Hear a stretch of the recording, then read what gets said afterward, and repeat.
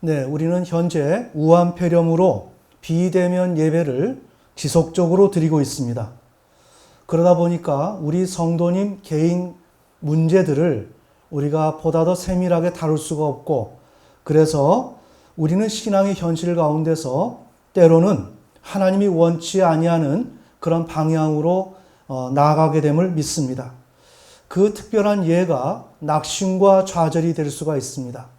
그런데 그 낙심과 그 좌절은 우리에게 치명적인 해를 끼치며 불신앙으로 가도록 만듭니다. 네, 그래서 이번 시간은 죽음 욕동과 신앙이라는 제목으로 하나님의 음성을 듣는 시간을 갖겠습니다. 네, 자, 우리의 신앙의 문제를 살펴보려고 한다면 우리가 신앙의 삶 속에서 특별히 등장하는 낙심의 문제, 그렇게 우리가 신앙에서 적극성을 보이지 못하는 문제를 잘 다뤄내줘야 합니다. 자, 그 문제를 보기 위해서는 이 구도를 좀 살펴봐야 되는데, 자, 여기에서 삶의 욕동이라고 하는 부분은 우리 인간이 출발을 하는 그러한 지점을 의미합니다. 우리 인간은 태어나자마자 나는 살아야 되겠다라고 하는 그런 마음을 갖습니다. 자, 그것을 우리 심리학에서는 삶의 욕동이라고 그럽니다. 자, 영어로는 life instincts. 그러니까 우리는 나 자신 자체를 계속 보존하기를 원한다는 거예요. 나를 현실 가운데서 이렇게 실패하거나 좌절하거나 무로 돌아가는 그런 상황을 피하고 거기에서 보다 더 발전해서 나를 존속시키고자 하는 그러한 욕망이 있는데, 그것을 삶의 욕동이라 그리고 자기 보존 욕동이라 그럽니다. 자, 그런데 여기에서 특별히 중요한 것은 우리는 나 자신을 보존하는 데 있어서 보존 욕동도 있지만 그 보존 욕동이 좌절을 부딪히게 되거나 아니면 그 보존 욕동을 보다 더 성숙한 단계로 이끌기 위해서 가장 필요한 욕동이 있는데 그것을 성욕동이라고 합니다. 참고로 여기에서 말하는 그 성욕동은 우리 현실 세계에서 터부시하는 그런 성이 아니라 인간에게 포함되어 있는 가장 건강하고 바람직한 그런 성의 일면을 말하는 것입니다. 자, 이와 같이 우리 인간은 태어나면서 삶의 욕동, 자기 보존 욕동을 지니고 있습니다. 그런데 이렇게 지니고 있는 인간이 그냥 나 홀로 살아가는 것이 아니라 태어나면서부터 우리는 누구누구의 가정에 부모님의 아들, 딸로 태어나죠. 그래서 나라는 존재는 관계성을 처음부터 이렇게 염두에 두어야 하고 관계론적인 존재로서 태어난다는 것입니다. 그래서 우리 인간은 저런 삶의 욕동을 갖고 있지만 이러한 삶의 욕동 하에서 나 자신을 관계론적으로 정립을 시켜야 되는데 그것을 바로 통일체라 그럽니다. 자, 그 의미로는 나누어진 것을 일정한 체계에 의해 하나로 합쳐진 형체. 자, 나와 엄마와 아빠는 나누어져 있죠. 그래서 나의 의지와 나의 여러 가지 환경이 있습니다. 그런데 이것을 타자와의 관계 속에서 나는 나야 라고 하면서 내 것만을 주장한다면 나는 존립하기가 어렵습니다.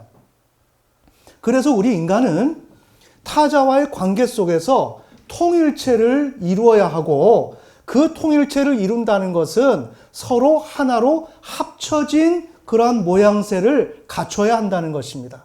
자, 그 내용이 우리 인간 발달의 측면에서 보면 영유아기, 아동기, 청년기, 장년, 노년기를 통과하면서 나는 영아기의 그 상태만으로 관계 속에서 존재할 수가 없습니다. 나는 이렇게 발달의 과정을 거치면서 나는 타자와의 관계, 부모와 또한 형제들과의 관계 속에서 하나의 통일체를 이루는 쪽으로 나는 노력을 해야 합니다. 우리 신앙 발달의 측면에서는 우리는 하나님을 모르는, 즉 하나님을 반역했던 인간이었는데 이런 타락한 인간이 하나님의 백성으로 하나님과의 관계 속에서 통일체를 이루어야 합니다. 구체적인 예로서는 우리는 하나님이 주신 그 사명을 감당하는 성숙한 신자, 사명자로 우리는 우뚝 서야 합니다. 바로 그것이 통일체입니다. 그러니 우리 인간은 이런 삶의 역동을 지니고 있는 한 개인이지만 개인으로만 존재하는 것이 아니라 이러한 통일체로 존재해야 되고 결국 우리의 인생과 우리의 신앙은 어떻게 이 사회와 하나님과의 관계 속에서 통일체를 성공적으로 만들어 가느냐라는 것이 우리의 성공 여부가 될 것입니다. 자, 그 일을 위해서 우리 인간들은 누누이 제가 말씀드리는 거지만 우리 주관의 개인적 세계에 함몰되면 안 됩니다. 나 개인의 상황과 그러한 지적 수준, 판단력, 상황 인식 능력 이러한 모든 것들을 극복해야 합니다. 그래서 객관의 현실 세계를 인식할 수 있는 그러한 체비를 갖추고 또한 그대로 나아가야 합니다. 자, 그런데 우리가 객관의 현실 세계를 인식하고 나아가려고 하다 보면 우리에게 처음으로 부딪혀지는 것이 에너지가 많이 필요하다. 에너지를 많이 필요로 한다는 것입니다. 즉, 영아기 때는 누워서 젖을 먹고 울면 엄마가 가져다 주면 나는 에너지가 특별히 쓰여질 필요가 없어요. 음식을 달라고 하는 우는 거, 음식을 먹기 위해서 엄마한테 보채기 위해서 필요한 에너지는 들어갈 수가 있어요. 하지만 이 영아는 일할 필요가 없기 때문에 일하는 데 들어갈 에너지, 다양한 그런 에너지를 소진할 필요가 없죠. 그러나 이런 통일체를 꿈꾸고 통일체를 이루기 위해서는 우리의 에너지가 상당히 시간이 감에 따라서 과도하게 투여가 되어야 합니다. 그 결과 우리는 긴장을 할 수밖에 없죠. 긴장도 높아집니다. 자, 이렇게 될 때 이것만으로 끝나는 것이 아니라 나 자신이 개인인데 나 개인이 이러한 통일체로 성장해 나가기 위해서는 나 자신을 구체적으로 들여다보고 나 자신을 구체적으로 다루어 나갈 수 있어야 합니다. 그래서 현실 세계가 통일체가 원하는 통일체로 되기 위해서 내가 많은 변모를 해야 되고 성장을 해야 되는데 그것을 우리 정신분석에서는 구체화, 이른바 분화라 그럽니다. 나 자신이 이렇게 분화가 되어야 되는 거죠. 그래서 나를 조직화해야 됩니다. 자, 이렇게 되는 가운데 우리는 하나의 통일체를 형성하기 위해서 평생 동안에 달려갑니다. 자, 그런데 우리의 문제 가운데서 이렇게 평탄한 관계만, 상황만 주어진다면 아무런 문제가 없어요. 근데 문제는 뭐냐? 우리 이런 인간이 첫 번째로는 객관의 인식을 하고 싶어 하지 않는다. 즉, 배타적인 태도를 갖는 것을 마음 편하게 생각한다. 또한 에너지, 긴장, 이런 것을 투여하고 긴장을 많이 느끼는 것을 피하고 싶어 한다. 이것이 근본적인 문제라는 것입니다. 그래서 우리의 문제는 이러한 체질을 개선해야 하는 것이 첫 번째 문제다. 두 번째는 우리의 인생 가운데서 하나의 거대한 산이 등장한다는 것입니다. 이렇게 산이 등장할 때 우리가 갖는 태도는 이와 같이 소극적이고 부정적이고 또한 자기 주관적인 상황을 특별히 우리는 옹호하고 이것을 추구하는 경향이 있기 때문에 이러한 문제거리에 이러한 산이 등장하면 우리는 여기에서 현실 인식을 잊어버리고 내가 이런 통일체로 가야 한다는 그런 의식을 잃어버리고 여기서 좌절을 합니다. 즉, 우리는 이렇게 올바른 태도를 가지고 이 산을 넘어가야 합니다. 자, 우리 신앙에서는 하나님을 온전히 신뢰하면 하나님이 이 산을 평지가 되도록 하나님은 만드시죠. 아멘. 자, 이것은 우리의 인간의 삶의 경우는 지금 이러한 산을 넘어가야 할 것이고 우리 신앙의 관계에서는 신앙의 상황에서는 하나님을 전적으로 신뢰하면서 이 산을 하나님의 능력으로 해결을 봐야 한다는 내용입니다. 자, 자, 그래서 우리 인간은 이러한 조건을 완비하고 이것을 잘 개발해 나가야 하는데, 어디에서 이런 산을 만났을 때, 그런데 매우 중요합니다. 우리는 어떻게 하는가? 이 산을 만나면, 문제거리를 만나면, 즉 어떤 문제일까요? 에너지가 많이 들어가고 긴장이 많이 되고 나 자신을 보다 더 구체적으로 통찰해야 되고 나를 보다 더 구체적으로 바라보며 다루어야 되고, 나를 이 사회가 통일체를 원할 때 그 통일체에 맞는 나로서 조직화해야 되는데, 그런 것에 별로 관심을 두고 있지 않고 별로 좋아하지 않는 우리들은 어떻게 하는가? 여기에서 바로 의기소침해지고 낙심하게 되는 그런 과정을 거치게 됩니다. 즉, 문제를 제기합니다. 어떻게 문제를 제기하는가? 사는 것이 왜 이렇게 힘들지? 자, 우리에게 신앙에서 많이 부딪혀지는 문제예요. 오늘 우리의 시국, 오늘 우리의 현실, 여기에서 우리는 무엇을 느껴요? 아, 힘들다. 이것을 많이 느끼지 않습니까? 자, 그러면서 사는 것이 왜 이렇게 힘들지? 이 소리를 한다는 것입니다. 다시 말할게요. 이 소리가 나가면 안 돼요. 자, 우리는 이 산을 넘어가야 합니다. 우리 인간적인 측면에서 산을 넘어가야 합니다. 산을 넘어가야 하는데, 여기에서 체념에 빠진다든지 낙심의 버전으로 내가 여기에서 접어들게 되면 안 된다는 거죠. 우리는 여기에서 보다 더 에너지를 과잉 투자하고 긴장 100배 하더라도 이 산을 넘어가야 돼요. 아멘. 이것이 인간의 삶이에요. 인간의 삶이란 이 문제가 부딪혔을 때 잘 봐야 됩니다. 아, 이거 힘들다. 이렇게 하면 안 되는 겁니다. 이렇게 되는 순간에 우리는 망하는 것입니다. 자, 그래서 대다수의 사람들이 이 산을 만나게 되면 무엇을 하는가? 사는 것이 왜 이렇게 힘들지? 물론 힘들지. 정말 힘들거든요. 내가 생각해보지 못한 상황이에요. 자, 그것을 만나고 나니까 힘든 거예요. 그러니까 당연히 왜 이렇게 힘들지라고 이야기합니다. 그런데 이것이 인생의 실책이라는 것입니다. 아멘.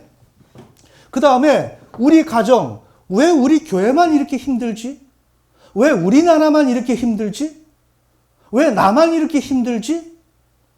이렇게 왜? 사실 힘드니까. 힘드니까 힘들다고 얘기하는 것입니다. 자, 꼭 이렇게 힘들게 살아야 하나? 자, 이게 점차 죽음으로 가는 겁니다. 죽음으로 가는 과정이 바로 이겁니다. 꼭 이렇게 힘들게 살아야 하나? 너는 모르지. 힘들게 살아야지. 그게 인생이라고. 힘들게 이 산을 올라가야 된다고. 손톱으로 기어서라 잡고서라도 발버둥 치면서 올라가야 된다고. 이것을 올라가지 않게 하기 위해서 하나님을 믿어야 된다고. 그래야 성령께서 이 산을 평지로 만들어야 내가 쉽게 간다 이거죠. 아멘. 그러나 우리 인간에게는 무엇이 있다? 어떤 어려움이 있어도 나는 넘어가야 한다. 성령으로 하든 무엇으로 하든 이 산을 넘어가야 한다. 이 인식이 있어야 된다는 거죠. 그런데 우리에게는 없다. 왜? 객관의 인식을 하는 것을 좋아하지 않으니까. 내 생각 가운데 있는 것을 나는 매우 좋아하고 즐겨하니까. 그러면서 어떻게 합니까? 다른 방법이 없나? 다른 방법이 없지. 산을 넘어가야 돼. 산을 넘어가야 되는데 다른 방법을 지금 찾고 있습니다. 그러면서 뭐라고 하는가? 난 이렇게 힘들면 안 돼. 더욱더 가속화되고 있죠. 난 이렇게 힘들면 안 돼. 안 되기는 어떻게 안 돼. 힘들어도 가야 된다니까. 그러면서 난 너무 힘들어. 나 같은 사람은 이런 현실에서 살아갈 수 없어. 라고 자기 자신을 평가를 하는데 그 평가는 정당하고 정확할 수 있어요. 그럼에도 불구하고 그것은 그러한 고백과 외침은 아무런 소용이 없어요. 그게 무슨 소용이 있어요? 넘어가야 되는데.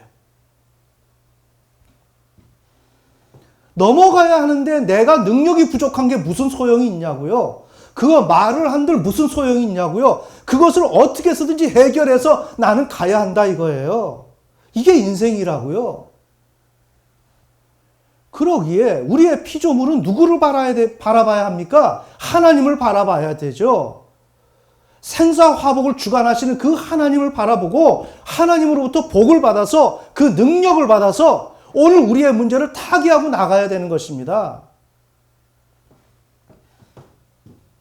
그러면서 우리는 나는 할 수 없다고 얘기해요. 그러면서 한다는 소리가 뭐냐?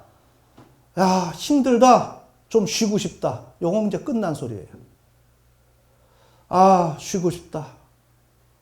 쉬고 싶다가 나왔다면 나는 벌써 하나님으로부터 멀어진 거예요.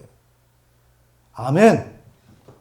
자, 이렇게 되면서 이렇게 말하는 그 고백, 이 고백이 무엇을 의미하느냐? 죽음 욕동을 의미하는 거예요. 우리 정신분석에서 매우 지금 중요한 개념을 얘기합니다. 그러면 죽음 욕동을 뭐라고 하느냐? 출생부터 현재까지 통일체 구성을 위해 추구해 오던 것에 회의를 느껴. 지금 회의를 느끼고 있죠? 회의를 느껴 한순간에 원상태로 되돌아가려는 마음의 동기, 힘을 의미합니다. 자, 이것은 제가 정리한 것입니다. 그러면 이 원인이 어디에서 있는가? 객관의 현실 세계가 주문하는 통일체에 대한 필요성 및 그 일을 수행하기 위해 요청되는 역할이 있는데 그 역할에 수반되는 필요가 등장하게 됩니다. 그 필요를 감내하기 위한 의지가 부족하다. 자, 여기에서 뭐라고요? 이 필요를 감내하려면 어떻게 됩니까? 에너지가 많이 들어가야 되겠죠? 긴장을 많이 해야 되겠죠? 이것을 해야 되는데 그것을 하기를 원치 않는다는 것입니다. 매우 중요합니다. 그래서 어떤 조치를 취하는가? 긴장, 즉 에너지의 철저한 균등화 추구. 야, 옛날에 좋았다. 우리 집에 있었을 때 그때 침상에 여름에 누워 있으면 그때 아버지가 엄마가 무엇 갖다 주면서 야, 누구야? 이거 먹어라.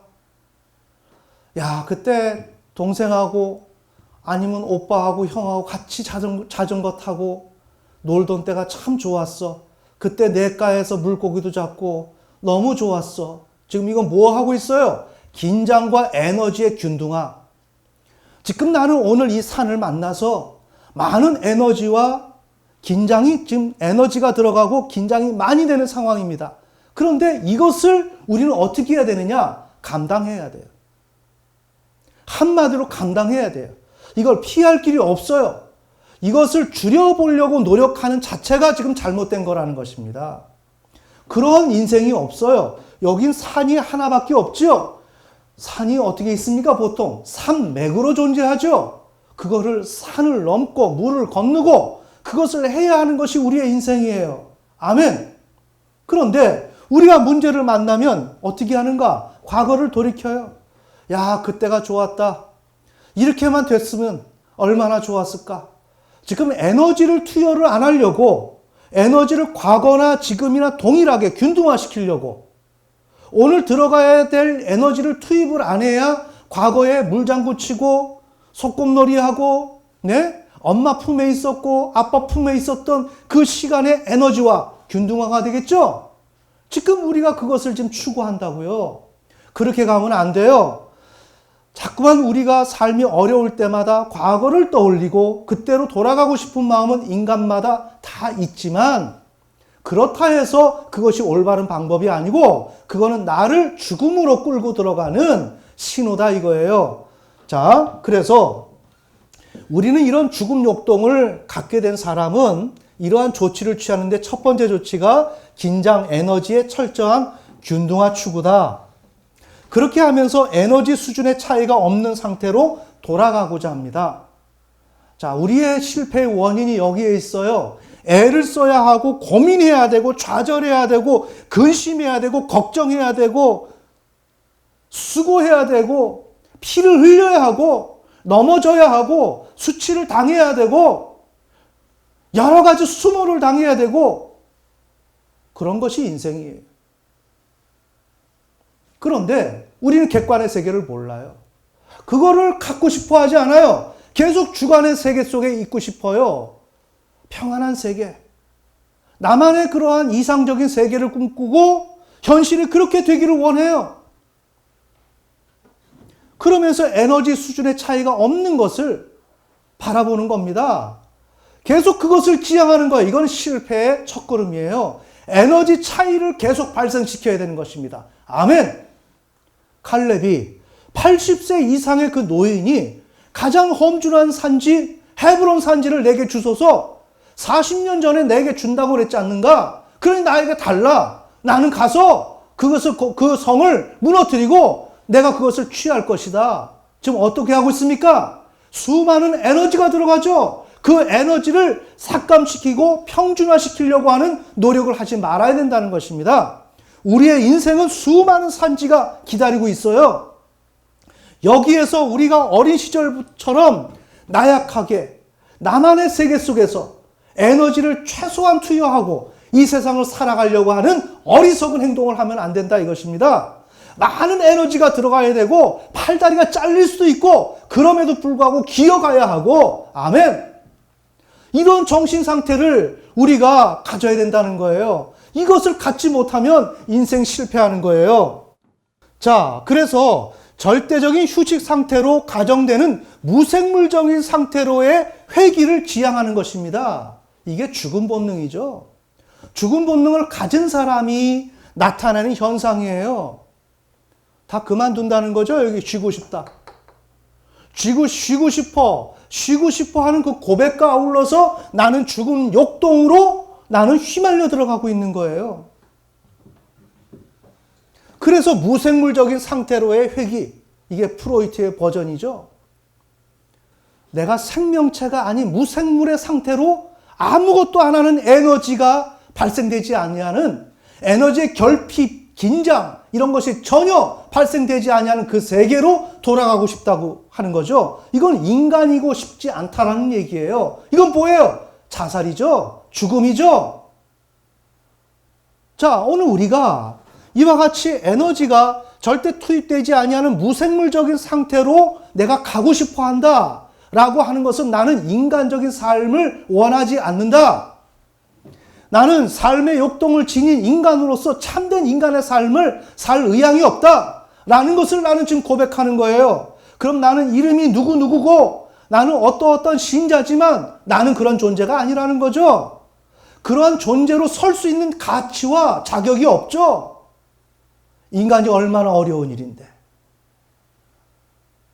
나 자신을 홀로 있는 것이 아니라 통일체를 이루면서 이 사회와 하나님과 통일체를 이루기 위해서 나를 각고의 노력 끝에 나를 구체화시키는, 즉 분화시키는 일련의 이런 작업들을 평생에 걸쳐서 진행시켜서 이쪽으로 가야 하는 것이 인간인데, 이렇게 가기 위해서는 나는 팔다리가 잘리고 많은 손상을 입을 수 있지만 그래도 의연하게 이것이 인간이기에 거기에서 하나의 어떤 체념과 낙심 없이 꿋꿋하고 의연하게 하나님을 믿음으로 바라보고 나아가는 것이 신자요 인간이라는 것입니다. 아멘. 자, 그런데 여기에서 이렇게 무생물적인 상태로 회귀를 지향하면서 덜 분화, 가급적이면 나를 구체화시키고 싶지 않은 거예요. 가급적이면 나를 모호한 상태로 두고 싶은 거예요. 나를 관망하고 싶지도 않고 그냥 나는 나야 라고 살고 싶은 거죠. 그러나 이 사회는 어떻습니까? 학생은 머리를 잘라야 돼. 손톱을 잘라야 돼. 공부를 열심히 해야 돼. 어때요? 지금 이런 통일체로, 나로 하여금 통일체로 가도록 하기 위해서는, 내가 통일체로 가기 위해서는 이 통일체를 지시하는 이 사회에서 많은 것을 나에게 구체적으로 지목하고 요구하죠. 맞습니까? 그러면서 나는 구체적인 사람이 되는 거예요. 막연한 인간이었지만 나는 어느 초등학교, 중학교, 고등학교, 대학교라는 그 사회에 걸맞는 조직화되어 있는 구체화된 사람으로 세워지는 거죠. 그런데 지금 이렇게 죽음 욕동에 취해 있는 사람은 덜 분화, 덜 구체적이고 그냥 어떻게 해서든지 얼렁뚱땅해서 넘어가는 거, 이것을 원하는 거죠. 자, 이렇게 되는 것을 추구하는 거예요. 그렇게 되면 어떻게 되는가? 현실은 삶에 대한 불만족이 와요. 잘 보세요. 나는 좋아. 힘들었어. 힘이 들어서 그만하고 싶다. 그래서 죽음 욕동이 발생됐어. 그래서 이와 같이 긴장도 해소하고 나는 무생물로 회귀하려고 하는 이런 것을 지향하면서 분화도 취소시키고 나는 이렇게 살아요. 이렇게 살게 되면 문제가 뭐가 생기는가? 삶에 대한 불만족이 생겨요. 맞죠? 정신분석의 굉장히 깊은 부분을 지금 이야기하는 것입니다. 삶에 대한 불만족이 생깁니다. 나는 이렇게 하는 건 좋아. 이렇게 했으면 삶도 불만족이 없어야 될 거예요. 왜? 내가 이렇게 했으니까. 그런데 나는 이렇게 마음대로 인간이 가지 말아야 할 역행적인 삶을 살면서 또 한편으로 뭘 원하냐? 옆집에는 야, 잘 된다. 야, 쟤는 공부 참 잘하네. 아니, 나는 휴직으로 돌아가고 싶다면서. 그래서 공부 안 했어. 근데 옆에 있는 친구가 공부 잘해. 그럼 걔는 잘하는 거고 나는 안 하기로 했으니까 나는 이걸 만족해야 될 거 아닙니까? 맞죠? 삶에 만족이 있어야 돼요. 그런데 그렇지가 않아요. 이것을 하는 대로 남들이 하지 않는 무생물로 돌아가기를 원하는 그 시도를 혼자서 다 해놓고 그 다음에 만족은 저기서 공부 열심히 하고 일 열심히 하고 이 사회와 통일체를 꿈꾸면서 그것을 이루어 나간 사람이 취하는 것을 나도 취하고 싶다 이거예요. 이거 어떻게 하면 좋아? 이해가 되십니까? 그러면서 삶의 불만족이 있어요. 삶의 불만족. 자, 불만족과 공격성이 발생됩니다. 그러면 여기에서 어떤 예상되는 결과가 있는가? 통일체, 관계, 사물이 파괴가 됩니다. 이와 같은 불만족과 공격성이 발생되는 것은 물론이고 내가 이 산을 넘어야 통일체를 이룰 것인데 지금 이 중간에서 사는 게 왜 이렇게 힘들지? 이 생각을 하면서 지금 여기 일로 빠진 거예요. 여러분 보이세요? 이렇게 빠지면서 나는 어떻게 됐는가? 그러니까 이 통일체로 못 가니까 통일체를 파괴하는 결과를 가져온 거죠. 자, 이렇게 되면 대안이 뭐냐? 여기서 삶의 욕동이 좌절되니까 이때 등장하는 게 성욕동이에요. 이래서 프로이트의 그 업적이 지금 온 세계에서 손으로 첫 번째 꼽는 것이 바로 이런 이유입니다.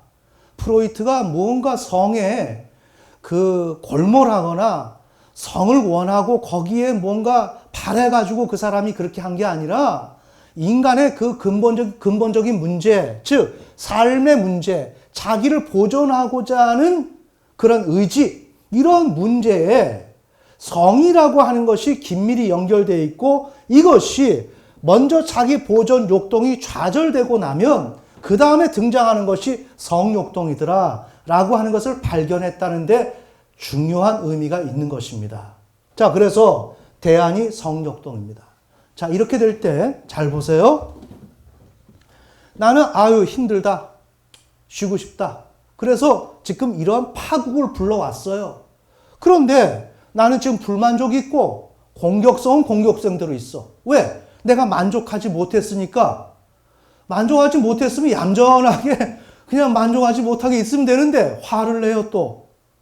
자기가 놀 대로 다 놀아놓고 거기서 화를 내는 거야. 왜? 불만족이 있으니까.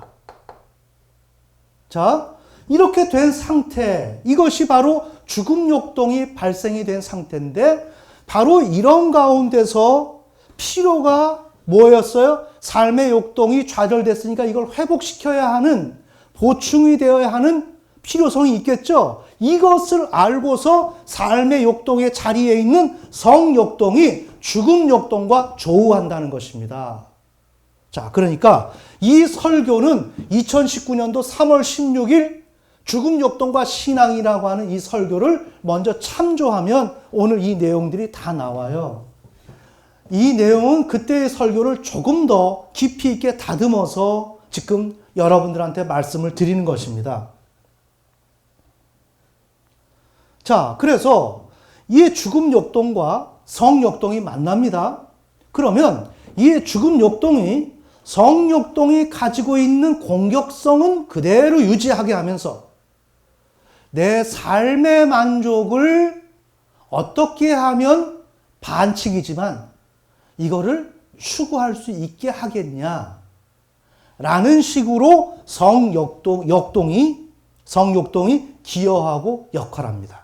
자, 그래서 여기에 성역동, 에너지는 리비도인데 이것이 잘 들으세요. 지금 이렇게 해서 삶에 대한 불만족과 공격성이 지금 발생됐습니다. 어차피 통일체는 다 파괴됐습니다. 지금 이 사회가 원하는 나는 아닙니다. 이렇게 되는 가운데서 나는 어떻게 되느냐? 성역동의 지배를 받는다는 거예요. 그러니까 잘 보세요. 건강한 인생을 살아가야 할 사람이 노선에서 이탈하고 나면 먼저 등장하는 게 성이 등장한다는 겁니다. 매우 중요하죠? 그래서 신앙은 성이다 라는 명제가 여기에서 나올 수가 있는 거죠. 성의 문제를 어떻게 다루느냐에 따라서 궤도를 이탈한 신자를 본 궤도로 다시금 돌릴 수 있는 여지가 있다라는 거죠. 그래서 성욕동의 에너지는 리비도인데, 즉 리비도를 통해서 성욕동이 움직여지는데 우리는 삶에 대한 불만족이 있고 공격성이 있는 우리들이 어떤 태도를 취하는가? 성적 욕망을 근간으로 대상을 통한 만족을 추구합니다. 이걸 가장 쉽게는 이성에 대한 탐닉, 이성에 대한 애호, 욕망, 이게 뭐냐? 바로 죽음 욕동이 발현되고 이 죽음 욕동이 가지고 있는 단점을 해결하면서 삶의 욕동이 가져야 할 비참하지만 반칙이지만 그 욕동이 추구하는 만족, 그것을 추구하는데 기여하기 위해서 성욕동이 지금 출장 나온 것입니다. 그래서 이 성욕동이 기여하는 거예요. 그러면서 성욕동 자체가 내 삶을 전체를 지배하는 것입니다. 성이. 그러면서 대상을 욕망하는 거죠. 잘 보세요. 제가 모르긴 몰라도 우리 대한민국만 봐도 대한민국의 청소년은 물론이고 중년, 장년, 노년에 이르기까지 성에 완전히 빠져가지고 타락해서 그냥 망가진 것이 대한민국 전체 교인들이라고 저는 생각을 합니다. 여기엔 목사도 필요 없고 장로도 필요 없고 다. 여기에 대해서 내가 성의 문제가 이렇게 있는데 이렇게 극복하고 나는 이만큼은 자신 있고 앞으로 이렇게 노력해서 하나님 나라 가는데 나는 최선을 다하고 있습니다. 말할 수 있는 사람 거의 아무도 없을 겁니다. 그것이 무엇이냐? 다 성적 욕망에 사로잡혀서 첫째는 사람에게 지금 이 문제가 다루어집니다. 잘 보세요. 그러면 왜 내가 이성에 자꾸만 끌리지? 하나님 말씀에 음욕을 가지면 안 된다 그랬는데 잘 들여다보세요. 이거 이렇게 되면 어떻게 된다 그랬어요? 예수님이 지옥 간다 그랬죠? 지옥 갑니다. 그런데 우리 대한민국 교회는 어떻게 하고 있죠? 그거 없는 사람 누가 있어? 이렇게 나온단 말이죠. 무슨 실수 한번 하고 나면 이렇게 실수 안 하는 사람 누가 있어? 뭐 이렇게 얘기하듯이 내가 잘못했으면 그 잘못이 무엇인지를 알아야 되는데 이것을 간파할 수 있는 신학적인 작업이 전무한 상태다. 자, 그런 가운데서 사람을 욕망을 하는 거예요. 그 욕망을 안 하려고 해도 그걸 욕망이 되는 걸 어떻게 할 겁니까? 여러분 고민 안 합니까? 고민되죠? 그 욕망을 해결하는 것이 바로 여기에 있습니다. 지금 이 설교가 보통 설교가 아닙니다. 자, 보세요. 욕망이 지금 성적 욕동을 통해서 성적 욕망을 가지고서 대상을 통해서 만족을 추구하죠. 그러면 이 문제가 왜 나왔다 그랬어요? 아, 쉬고 싶다. 여기서 나왔다고요, 여기서. 야, 이렇게 사는 게 힘들지. 왜 우리 집은, 우리 가정은, 우리 직장은, 우리의 사업장은, 우리 교회는, 왜 나의 학업은, 나의 문제는 왜 이렇게 힘들지? 이렇게 나오는 순간에 벌써 죽음 욕동이 발현됐다고요. 죽음 욕동이 발현된 순간에 나는 죽음으로 가는 과정에 있기 때문에 나를 죽음으로 내던질 수가 없어요. 누가? 나 자신이. 그래서 부랴부랴 성욕동을 파견해가지고 성욕동이 여기에서 일을 불법이지만 만들어가는 거예요. 그러면 내가 어느 대상에 대해서 자꾸만 욕망이 생겨. 그럼 어떻게 해야 되겠어요? 그 욕망의 근저는 뭐냐 이거예요. 내가 왜 욕망을 하느냐? 정말 저 사람이 좋아서 내가 욕망하냐? 아니면 내 안에 이러한 기질이 다분하게 있냐? 그것도 아닙니다. 그게 기질이 그래서 그런 것도 아니고 저 사람이 멋있고 이뻐서도 아닙니다. 내가 신앙에 열심히 하지 않으려고 해서도 아닙니다. 바로 이것입니다. 왜 사는 것이 왜 이렇게 힘들지? 이렇게 됐을 때 뭐가 생긴다 그랬어요? 결핍이 생긴다 그랬죠? 이 결핍을 채우기 위해서 성적 욕망이 동원됐죠? 그럼 얘는 뭘 해야 될 것 같아요? 성이라고 하는 리비도를 통해서 삶의 만족을 추구하는 거죠. 그러면 내가 어떤 남자와 어떤 여자가 마음에 들어 자꾸만 저런 이미지가 좋아 라고 하는 것은 뭘 하고 있는 거야? 거기에서 나의 삶의 만족에 그 결핍을 다루고 있는 거지. 그 사람이 무언가 성적인 매력을 지녀서 좋은 게 아니라 나는 지금 성적인 것에 관심을 갖게 된 것은 다른 게 아니라 죽음 욕동의 문제를 해결하기 위해서 성욕동이 파견되다 보니까 얘가 가지고 있는 건 리비도밖에 없어. 성욕동이 무엇을 할 겁니까? 성을 해야지. 그러니까 모든 것을 성적으로 다룰 수밖에 없다는 거죠. 그런데 나는 사는 것이 왜 이렇게 힘들지? 왜 우리 집은 이렇게 힘들어? 내 인생은 왜 이렇게 힘들어? 지금 이것을 토로했다고요. 그래서 이걸 토로한 것은 이 결핍이 발생됐다는 거죠. 그것을 채우기 위해서 성욕동이 등장했기 때문에 나는 성을 통해서 이성을 욕망하면서 무엇을 다룬다? 우리 가정에서, 직장에서, 사업장에서, 신앙에서 발생된 그 결핍을 그 사람을 통해서 다룬다. 그 물건을 통해서 다룬다. 이해가 되세요?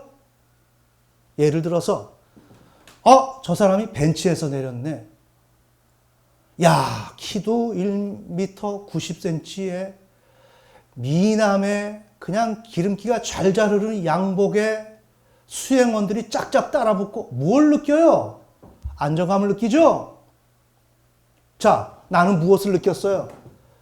해도 안 되네, 우리 집은. 해도 안 되네. 근데 그 사람은 굉장히 인자해 보이고 인격도 좋아 보이고 온화하면서 부요함을 극도로 취하고 있더라 이거예요. 그러면 나의 눈길은 어디로 가는가? 그 사람이 멋있어서 내가 성행위를 하려고 성적 욕망을 느끼는 게 아니고 이 결핍을 채우려고 동원된 것이 성적 욕망인데 성적 욕동은 가지고 있는 재산이 리비도밖에 없으니 성이라는 색채밖에 없으니 나의 결핍을 성이라는 색채 속에서 다루어낼 수밖에 없다는 거죠.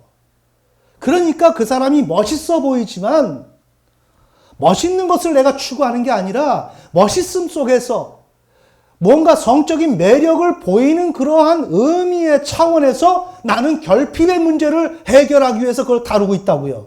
아멘. 지금 제가 얘기하는 건 이 1시간 설교가 1억짜리가 될 수 있는 설교예요. 이건 전 세계에 없는 설교를 지금 제가 하는 것이고, 정신분석에서 이렇게 정신분석가들이 강의를 하면 이런 얘기를 해줘야 돼요. 그런데 그것이 없기 때문에 심리학에서도 그냥 방황하는 것이고 신앙에서도 표류하는 거예요. 오늘 이 내용을 잘 들어야 됩니다. 그러니까 사람을 욕망한다는 것은 그 사람을 내가 성적으로 뭔가 취해서 욕망하려고 해서 하는 게 아니다. 그 사람을 통하여 나는 결핍을 지금 다루려고 하는 것이다. 그럼 오늘 이 설교를 끝나고 나서 여러분이 현장 가운데서 경험해 보시라고요. 아, 누구가 자꾸만 이미지가 저 사람에게 눈길을 뗄 수가 없네? 그럴 때 죄책감을 갖지 말고 눈길을 줘보라고요. 내가 왜 저 사람을 관심을 갖지? 그 사람 안에서 보살핌이 있어서 그 사람을 찾고 있어요. 저 사람 같으면 나에게 이렇게 해줄 것이다를 나는 저 사람을 보면서 상상하고 있어요. 할렐루야. 이른바 큰 사물이죠. 이른바 근원성이죠. 자, 여기서 신앙으로 잠시 들어가면 근원성은 누구 것이에요? 하나님 것이죠. 그런데 우리가 인간을 찾고 있죠? 우상숭배죠. 이래서 멸망당하는 거예요. 신앙은 여기에 판가름이 나는 거예요. 이거를 한국교회가 다뤄줘야 하는데 이걸 다룰 수 있는 실력이 안 되죠. 왜? 목회자가 여기에 대해서 몸을 던져서 여기에 대한 문제를 발견하고 성도들을 구출할 수 있는 노력을 해야 되는데 강단의 목회이기 때문에 고작 해봐야 제자 훈련의 목회이기 때문에 그 제자 훈련이 실천 신학을 얼마나 담아내고 있느냐 이거예요. 없죠? 고작 해봐야 다락방이죠. 푸념이죠. 우리 가정은 이렇더라. 그러면서 죄를 거리낌 없이 이야기하고 그것을 어제도 오늘도 인간의 자기의 그 불만족을 털어놓고 마음이 평정심을 찾으면 무언가 신앙적으로 해결이 된 것 같은 착각 속에서 지금 오늘 우리 대한민국의 제자훈련이 한 측면이 지금 이루어지고 있는 거예요. 아멘. 그러니까 신앙의 문제를 다루려면 이 문제를 다뤄줘야 된다. 그러니까 우리가 성적 욕망을 근간으로 대상을 지금 만족을 추구하는 거예요. 자동차가 좋다. 아, 나는 저 자동차가 너무 좋아. 그건 무엇을 얘기해요? 어린 시절에 우리의 가정 속에서 부요함이 없었다는 거죠. 근데 그 자동차를 보면서 나는 상상이 되고 있는 거죠. 야, 저 자동차 타면 야, 어디도 가고 앉으면 쿠션도 좋고 야, 차가 어떨까? 그거 생각한다고요, 자동차를 보면서. 여러분이 옷을 보면서 무엇을 보는가? 그것을 본다고요. 야, 저것을 입으면 내가 어떻게 이뻐지고 야, 맞아, 저건 그 옷감이 순모인데 저걸 입으면 야, 이쁘겠다. 목도리를 이렇게 하면 야, 정말 이쁘네. 그래서 산다고요. 이해가 되십니까? 그 뭘 얘기해요? 나의 결핍을 다루고 있다고요. 자, 뭘까요? 죽음 욕동이죠. 문제는. 아멘. 그 죽음 욕동이 어디서 나왔어요? 여기서 나왔죠. 오늘 대한민국의 이 현 상황 절망스럽죠? 안 될 것 같아요. 한숨이 저절로 나오죠? 바로 여기서. 그렇게 되면 어떻게 됩니까? 죽음 욕동이 활성화되죠. 판을 치고 있죠? 그러면 어떻게 돼요? 성적 욕동이 우리의 신앙을 점령했다고요. 다 죽어간다고요. 이거 알아요? 모르죠? 이렇게 말해줘도 아이고 뭐 성이 뭐 다야?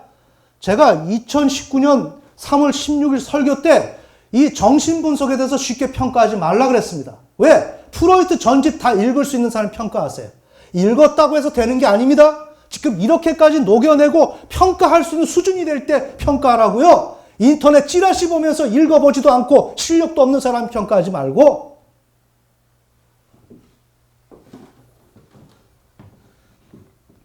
그러면서 불만족을 해소하는 거예요. 자, 우리가 이렇게 하고 있다. 이거 지금 망하고 있는 거고 여기 주인 누구? 마귀 새끼. 하나님이 아니란 말이에요. 나는 마귀에게 끌려가고 있다. 그러면서 임의로 권력을 소유해. 내 분수에 넘치는 지위를 확보해.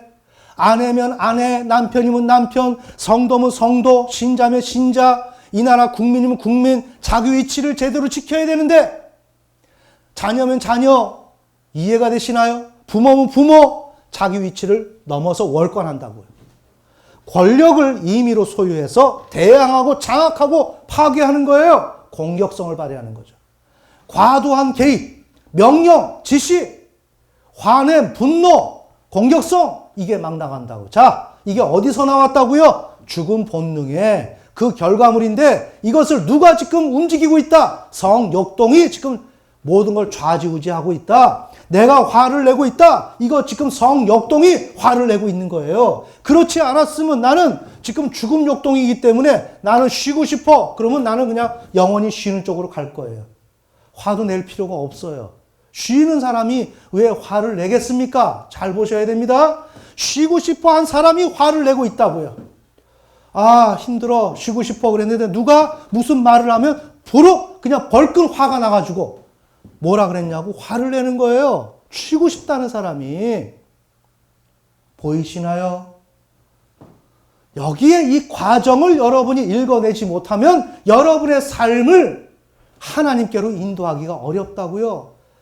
그러면 이런 질문 있죠? 성령이 계시지 않느냐? 성령은 여러분들이 성령의 소욕대로 따라 살려고 할 때 성령이 역사하십니다. 아멘! 내가 육신의 소욕대로 따라 살려고 하는 나라면 성령 역사 안 합니다. 우리 대한민국 교회가 그러다가 망했지 않습니까? 나는 육신의 소욕대로 가고 있으면서 성령이 나를 도와주실 거래. 말이 아니지. 성령의 소욕대로 따라 살려고 하는 사람에게 성령이 역사하신다고요. 자, 그래서 이쪽으로 가게 되면 대상을 향해서 일을 진행하지만 이 리비도 자체가 다 외부 대상을 향해서 쓰이는 게 아니고 일부 리비도는 인체에 남습니다. 그러면 인체에 남아서 성적 욕동이 나 자신을 구속하면서 자신을 성애적으로 활용을 하고 이끕니다. 그러면서 이것이 기초가 되면 나 자신을 옥죄고 나를 판단하고 평가하고 비하시키고 하는 쪽으로 작용된다는 거죠. 이른바 피약증. 그런 대표적인 예가 수치심, 깊은 후회, 나에 대한 그 평가절하. 아유, 바보야. 왜 그랬어? 잘 보셔야 됩니다. 왜 그랬어? 너가 그때 그렇게 하면 안 되지.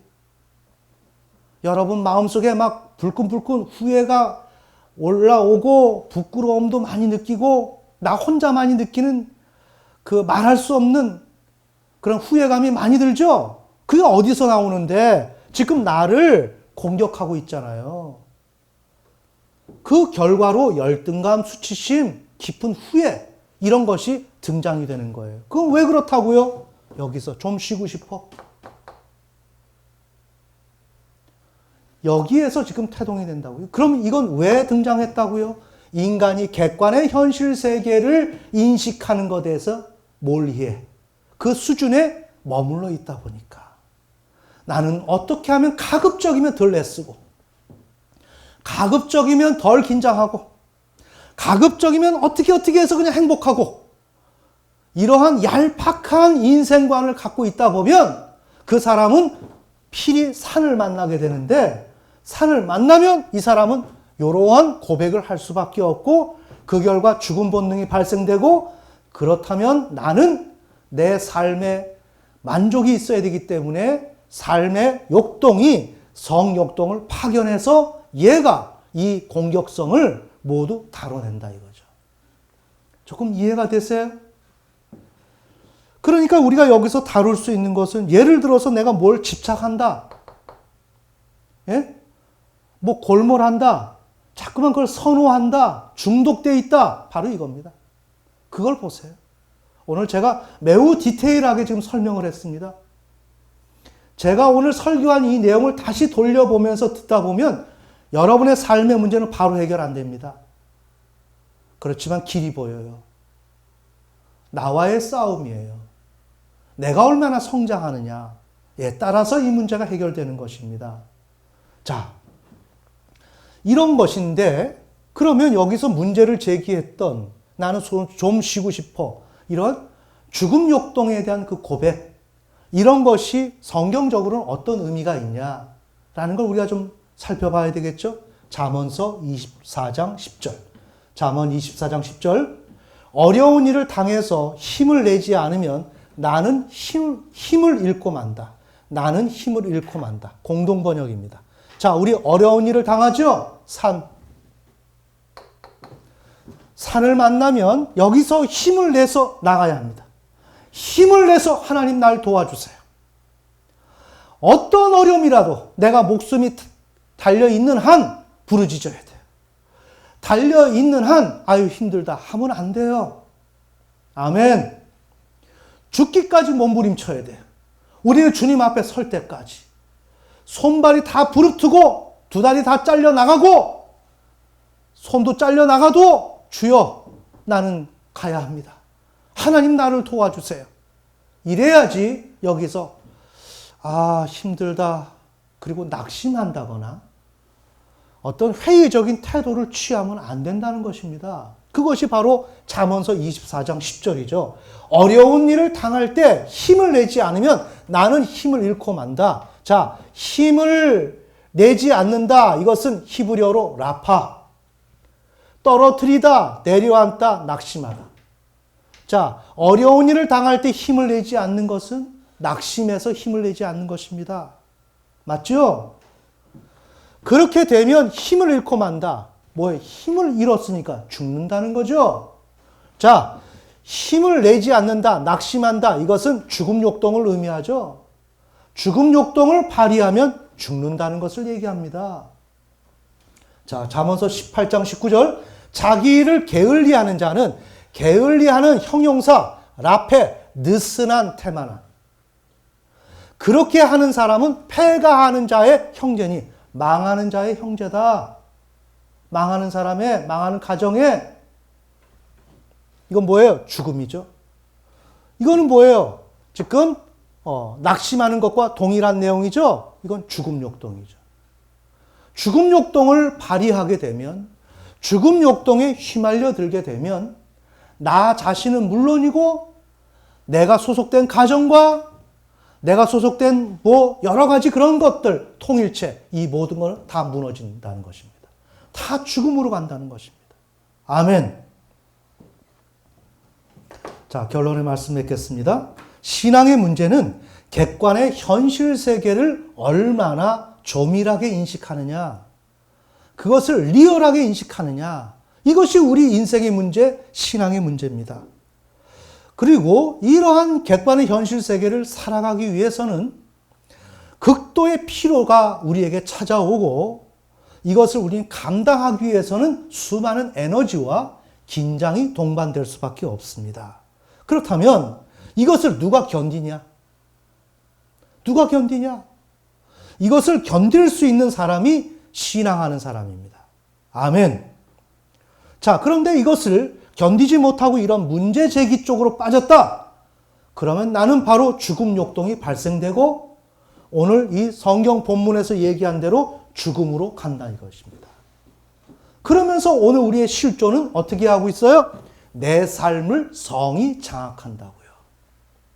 나는 거룩한 삶을 살고 싶은데 나는 원치도 않는 성이 내 삶의 중심에 자리 잡아서 나를 좌지우지할 때 우리는 당황하죠? 그게 뭐냐? 이렇게 하나님 앞에서 불신앙을 가졌다는 것입니다.